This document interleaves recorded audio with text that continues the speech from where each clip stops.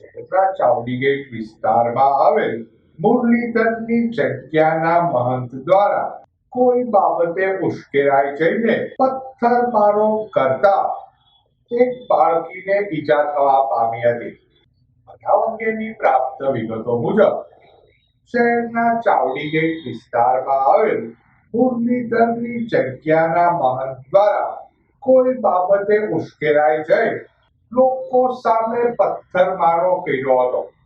પથ્થરમારાની ઘટનામાં એક બાળકીને ઈજા પહોંચતા સારવાર અર્થે હોસ્પિટલમાં ખસેડાઈ હતી।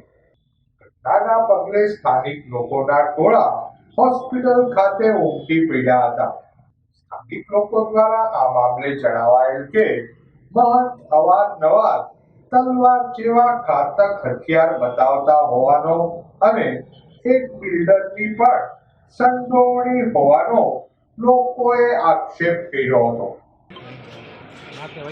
અને હું નીચે પાણી ભરતી હતી, બેબી ઉપર ચડી હતી તો જગ્યાનો બાવો છે મંદિરમાં રાખેલો, મારી છોકરીને ઈંટડા માર્યા, મારા ઘરવાળા હેઠે નળિયાને બળી બધું એમને ખેદાન મેદાન જ છે।